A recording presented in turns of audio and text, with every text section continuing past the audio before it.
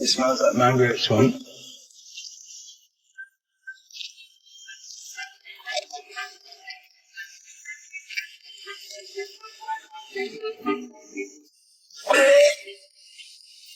挨饿专家果然名不虚传，竟在野外过上了度假生活。不仅吃着绵密多汁的碳烤鲶鱼，还嚼上了劲道 Q 弹的螺肉刺身。吃饱喝足，再来点棕榈果当饭后零食，小日子过得别提有多舒适。本期德爷来到了亚洲最大岛屿加里曼丹岛。 而他的对手则是前英国皇家海军陆战队员奥尔多。这家伙不仅肌肉发达，还拥有丰富的丛林生存经验。两人见面先是来了波商业互吹，接着由伍迪老表设计挑战路线。他们需要穿过茂密的红树林沼泽，越过遍布鳄鱼的河流，接着深入丛林，一路向北，抵达100公里外的瞭望塔。依旧老规矩，只允许携带一把打野刀。而自信满满的德爷甚至连头发都不带。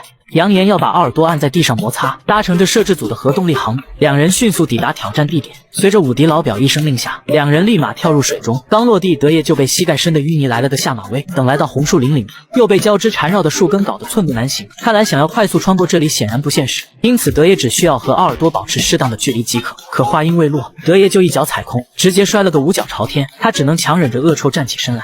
而与此同时，另一边的奥尔多也遇到了相同的问题。沼泽里恶臭难闻的气体，如果吸入过多，很可能会8人一桌吃大席。不仅如此，红树林里面的河流也是危险的因素之一，里面遍布着成年的小壁虎。奥尔多本打算利用藤蔓荡过去，可还没等他实践，脚下的树干就毫无征兆的断开了，他直接整个人都掉进了河里，真的是太可怕了。 奥尔多着急忙慌爬上岸，而另一边的德爷也来到了河边。他同样选择借助倒下的树干过河。他缓缓在树干上移动，与奥尔多不同，德爷顺利的抵达了对岸。可还没等他高兴几秒钟，他发现周围的水位正在快速上涨，看样子不出1个小时天就要黑了。不想晚上沦为鳄鱼的盘中餐，当务之急是找地方搭建庇护所。奥尔多砍了一些树枝，在3米高的地方铺了一张床，而德爷显然对庇护所的要求不高，随便选了棵参天小树爬了上去，防止夜晚掉下去喂鳄鱼。他专门用皮带把自己绑在树上。来到第2天一早，德爷就早早出发，生怕对方将自己反超。此时的奥尔多也才刚刚出发，连续跋涉了一整天，两人此时都需要找点吃的补充能量。往前跋涉时，德爷在淤泥里发现了颗不知名的螺，用刀将外壳敲碎，露出里面干净又卫生的螺肉，接着二话不说塞进嘴里，嚼起来嘎嘣脆，劲道十足，就是味道实在难以下咽，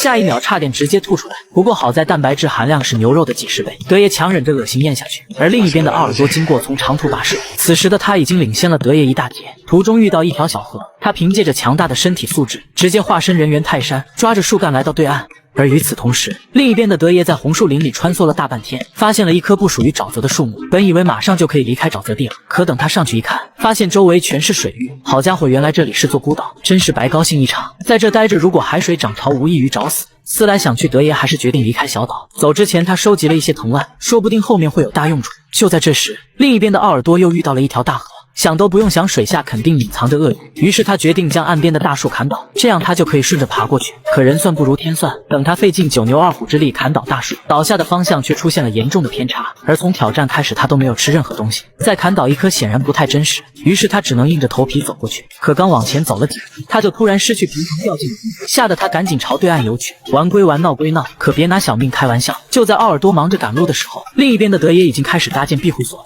他把藤蔓交叉绑在树上，编织出庇护所的框架，然后又将一些淤泥铺在上面，计划在上面升起一堆火，盼望着能赶走蚊虫，睡个好觉。经过48分钟的疯狂摩擦，总算冒出来火星，然后放在火绒上轻轻一吹，火得星君成功升起烈焰。有了火堆的保护，他总算睡了个好觉。天亮后继续出发。反观奥尔多并不着急着走。 此时的他已经3天没吃饭了，他找了一些藤蔓，3下5除2编织了一个捕蟹笼，用棍子吊着放进河里。过了一会，奥尔多前去检查，没想到还真有一只不长眼的螃蟹上了钩。来不及生火烤熟，他直接享用起了螃蟹刺身，吃起来鲜嫩爽滑，蛋白质含量不知是牛肉的多少。就在奥尔多享用美食的时候，另一边的德爷已经前进了大半天，途中遇到一条3米宽的小河，担心里面有鳄鱼埋伏，他砍了2棵成年的小树，制作了一个自行框架，希望能借此走到对岸。可就当他开始实践的时候，一个重心不稳，直接摔进河里。好在此时水里没有鳄鱼，他着急忙慌地爬上了岸。就这样一直走到黄昏时分，德爷的肚子早已饿得咕咕叫，于是他决定找点吃的填饱肚子。而在这里最容易获取的毋庸置疑是鱼肉。他砍了根韧性十足的树枝，制作了个简易触发装置，接着绑上蚂蚱做诱饵，只要有不长眼的鱼儿咬钩，那么等待他的就只有成为卡路里。2个小时后过来查看，没想到陷阱里还真有一条又大又小的鲶鱼，赶忙升起火堆进行烹饪，一口下去软糯香甜，而且还有些粘牙，简直是不可多得的美味。殊不知，在他的旁边正有只小鬼盯着他，看着德爷狼吞虎咽地啃着鱼肉，旁边还有温暖的火堆相伴。奥尔多的心里别提有多嫉妒，但此时可不能打草惊蛇。转眼时间来到第4天，德爷前脚刚走，奥尔多后脚跟上，他的目标是德爷剩下的木炭，只要方法得当，就能迅速升起火堆。与此同时，另一边的德爷来到一片水椰树林，这意味着他很快就能走出红树林。而奥尔多这边真是脸黑的不行，前方又再次被一条大河拦住去路。简单思考一下对策，这次他打算采用更加稳妥的方法，从旁边砍了根 Y 字形树枝，接着利用藤蔓编织出一条绳子，绑着倒钩朝对面的树根抛去，最后进行捆绑固定，以倒挂着的方式朝对岸爬去。接下来的事情就简单多了，两人一直跋涉到下午，又到了停下来歇息的时间。德爷砍了些水椰树叶，将顶部进行固定，然后用木棍支撑起来，就变成了一个简易庇护所。而另一边的奥尔多利用木炭也成功升起了火堆。时间来到第5天，德爷发现了一颗棕榈果，掰开露出里面洁白的果肉，吃起来清甜爽口，能为他补充不少碳水化合物。吃饱喝足继续出发，就这样一直走到下午。目前两人旗鼓相当，现在拼的就是意志力，到底谁会率先抵达终点呢？突然德爷发现了不远处的瞭望塔，然而等他爬上去，转身就发现了一旁的奥尔多，果然年纪轻轻还长头发的就是厉害。德爷输的是心服口服，到此本期挑战也就到此结束了。